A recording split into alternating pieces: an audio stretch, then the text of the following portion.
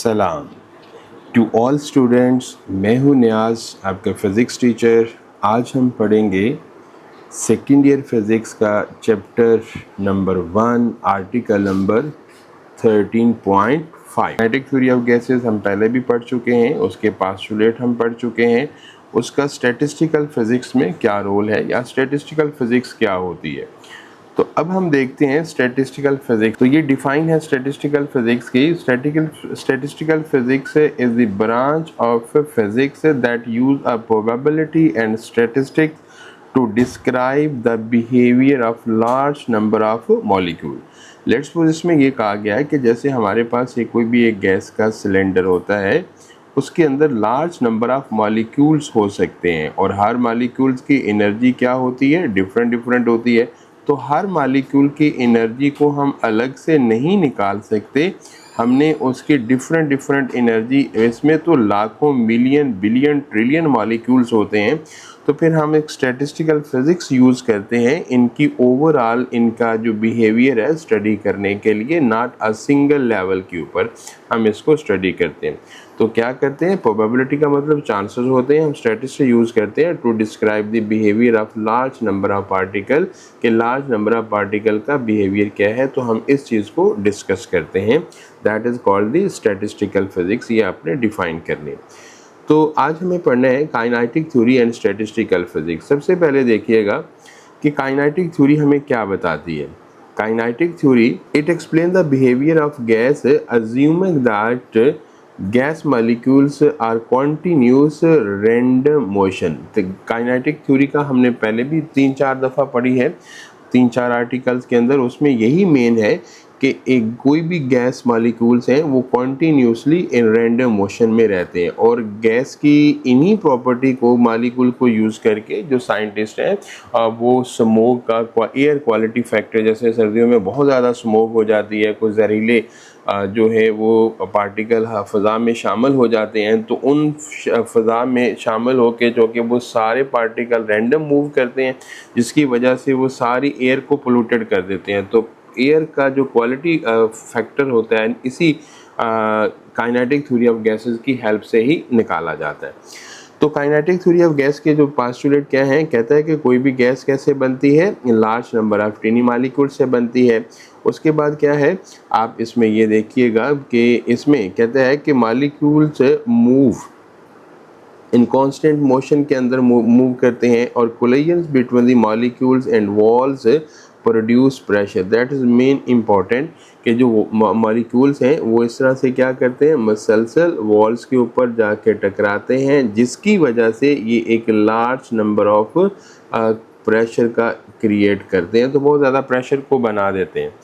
अब आगे देखिएगा कि ये जितने भी मॉलिक्यूल्स हैं ये वाले, अब इसमें ज़रा देखिएगा, हम इसमें मैं आपको बताता हूँ कि ये जितने भी मॉलिक्यूल्स हैं इसके सिलेंडर के अंदर, ये कंटेनर में, इन सब की एनर्जी सेम होती है, डिफरेंट?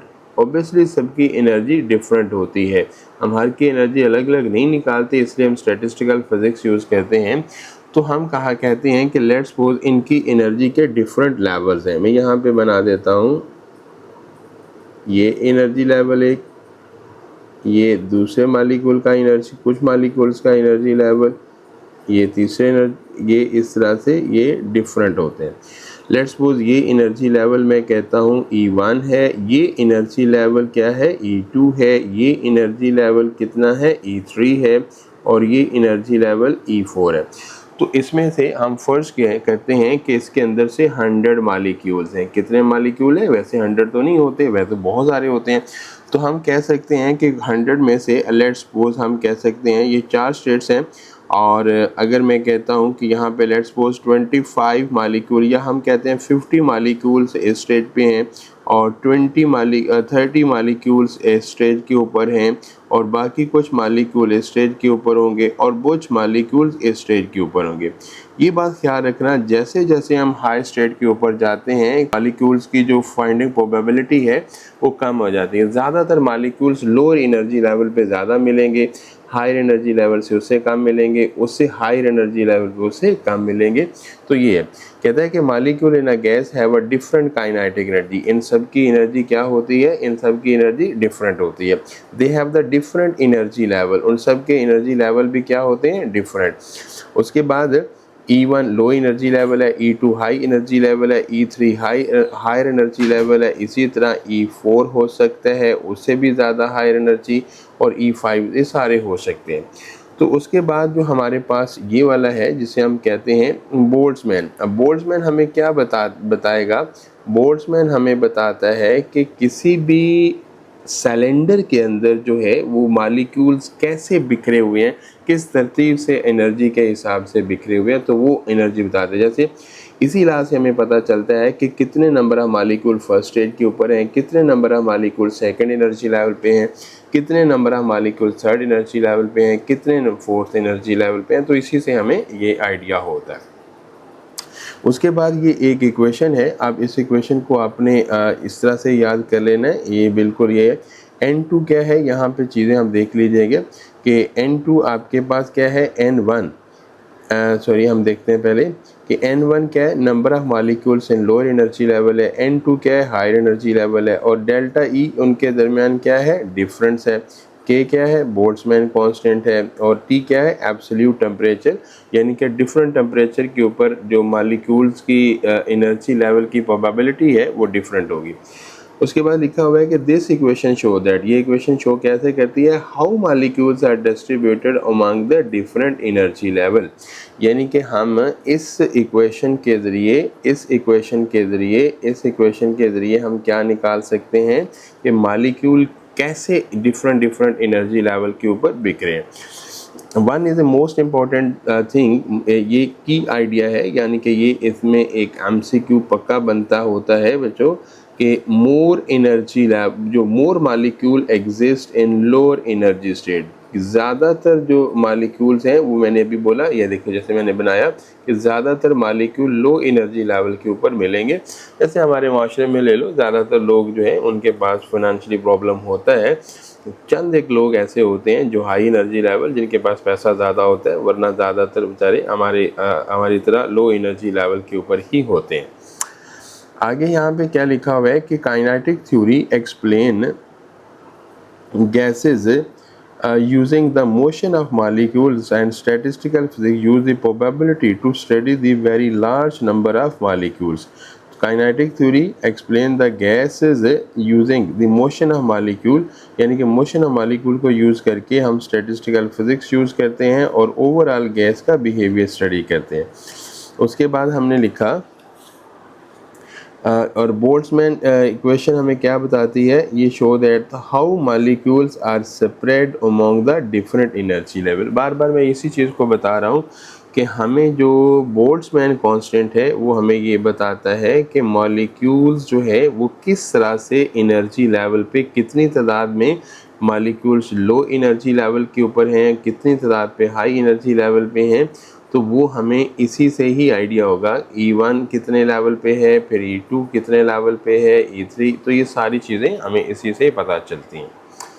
उसके बाद हम बात करते हैं यहाँ पे मीनिंग ऑफ इक्वेशन। इस इक्वेशन का हमारे पास क्या मतलब हो सकता है? ये इक्वेशन का हमारे पास ये मतलब हमने देखना है कि इक्वेशन कौन सी इक्वेशन, ये जो अभी हमने लिखी, उस इक्वेशन को मैं दोबारा यहाँ पे लिख देता हूँ। वो इक्वेशन ये देखिएगा, N2/N1, ये इक्वेशन है आपके पास N2 divided by N1 e की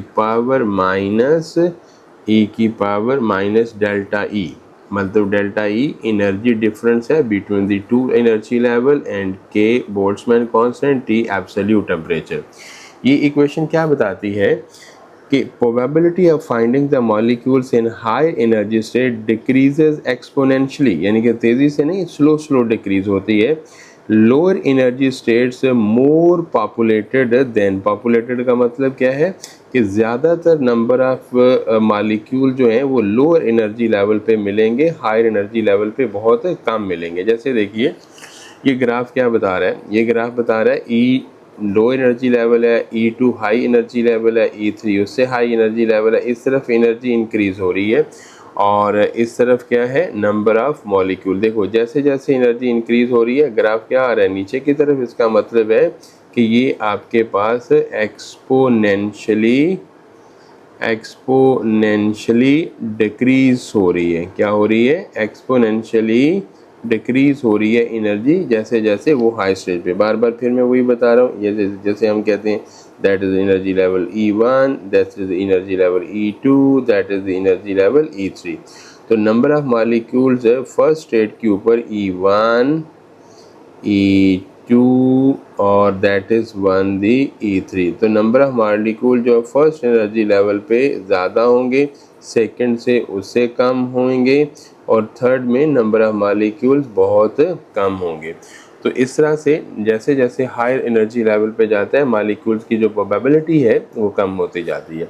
लास्ट में क्या है, एवरेज काइनेटिक एनर्जी ऑफ, कहते हैं ना gas molecules collide billion of time per second. Molecule एक दूसरे से बिलियन ऑफ टाइम्स टकराते हैं।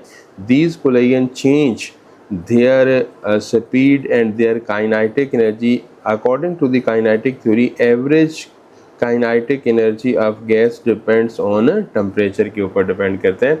यानी कि देखो कि हमारे पास ये मॉलिक्यूल जो होते हैं वो एक दूसरे से बिलियन टाइम टकराते हैं।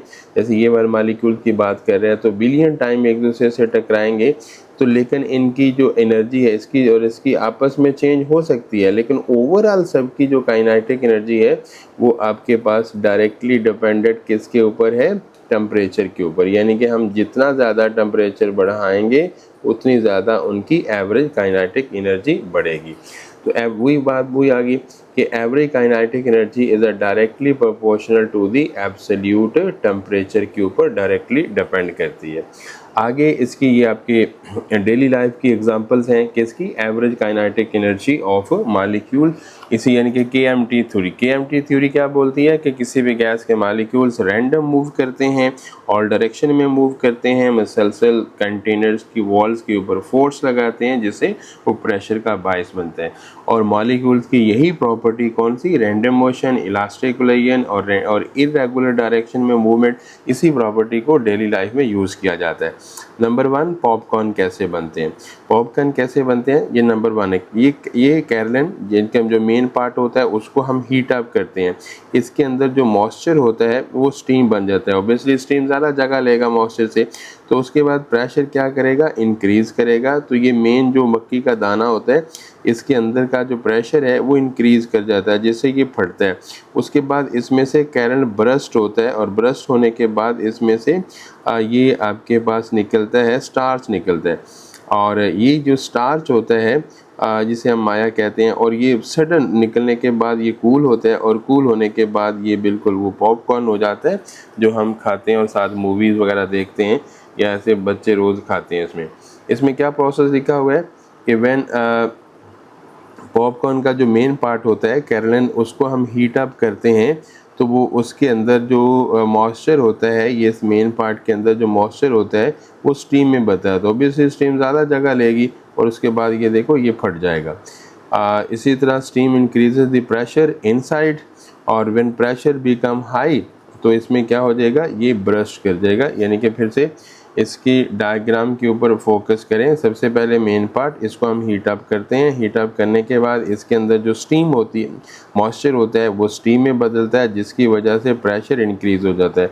और जब प्रेशर अंदर का बहुत इंक्रीज़ हो जाता है तो ये कैरलन ये ब्रस्ट हो जाता है। ब्रस्ट होकर ये क्या बन जाता है, पॉपकॉर्न बन जाता है। तो ये स्टार्च माया में कहते हैं स्टार्च, ये वाला स्टार्च है।